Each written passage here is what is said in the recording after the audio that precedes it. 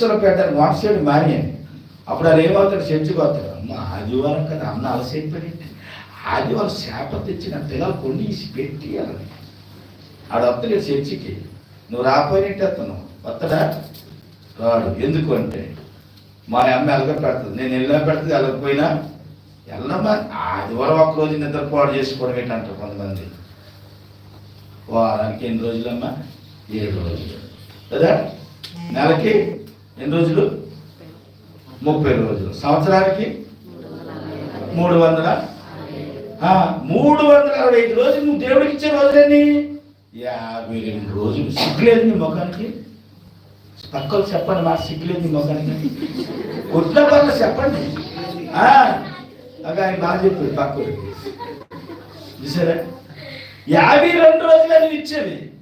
52 రోజులు సంవత్సరానికి ఇస్తావో లేదో తెలియదు, కానీ అందులో పెళ్ళి అంటావు, పనసన అంటావు, ఆఫ్సారి పనసన అంటావు, జనం అంటావు, దుడుకంటావు, దొడుకంటావు, బోల్డ్ అంతా బోల్డ్ చెప్తావు, లెక్కలేదని. ఇందులో తీసిస్తే ఇక ఎన్ని రోజులు అంటే 40 రోజులు అనుకో. 40 రోజులు. ఈ 40 రోజులు కూడా దేవుడి సన్నిధిలో నువ్వు ఉండాలని వేడుకో. ఎందుకంటే ఈ 40 రోజులు, సంవత్సరానికి 40 రోజులు దేవుడికి ఇవ్వకపోతే ఎందుకంటే జీవితం ఏమండి? దేవుడిని కలిసేయలేదు, దేవుడిని కలిసేయలేదు, దేవుడిని కలిసేయలేదు.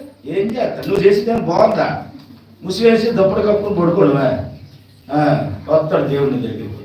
ములస దగ్గరికి ఇల్లు ములక్కాడ బాగా ఉన్నాయి, ములక్కాడ దీపాలు పడిపోతే వచ్చి ఒక అరదేవా దాన్ని కత్తి కట్టాలి, దాన్ని పెట్టి లాగి అప్పుడు అది కూడా వేరే వాళ్ళు సెట్ అనుకో, చెప్తున్నారా అని వచ్చాడు.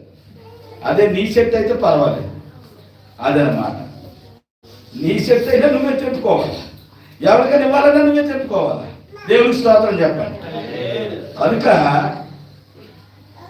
ఏదైనా తెంపాలి కదా, నీ ఒళ్ళో పడదు కదా. అలాగే దేవుని దగ్గరికి వస్తే దేవుని ఆశీర్వాదం నీ ఒళ్ళు పడిపోతాయి. ఆమేన్, హల్లెలూయా. దేవుని దగ్గరికి రావడం ద్వారా దేవుని బిడ్డలు చూడండి, బద్ధకస్తులతో దేవుడు మాట్లాడట్లేదు, కానీ విశ్వాసం ఉన్న వాళ్ళతో దేవుడు మాట్లాడుతూ ఉన్నాడు. ఎప్పుడూ కూడా చూడండి, కొంచెం నిద్ర అంటారు, వాళ్ళ నిద్రతోనే జీవితం అంత పోతుంది తెలుసా. కొంచెం ఆగమంటారు, వాళ్ళు అక్కడే ఆగిపోతారు, ముందుకు రాదు. మనం ముందుకు వెళ్తాం. ఆమేన్ చెప్పండి. పక్కలకు చెప్పండి అన్నమాట, మనం ముందుకు వెళ్తామని.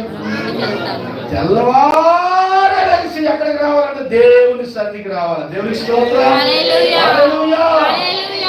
దేవుని సన్నిధిలో మనం వచ్చి దేవుణ్ణి కనపరిచే వారముగా ఉండాలి, దేవుణ్ణి మహింపరిచే. మీటింగ్ అంటే ఆ రాకముందు వెళ్ళిపోతారు, ఆ రారు, చెప్పిన రారు.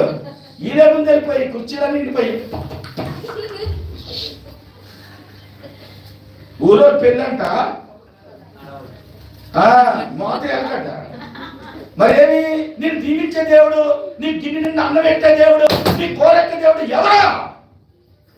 సిగ్గుండాలా? దేవుళ్ళో ఉండాలంటే రోషం ఉండాలా, పౌసు ఉండాలా, ఆశీర్వదించబడాలా, దీవించబడాలా.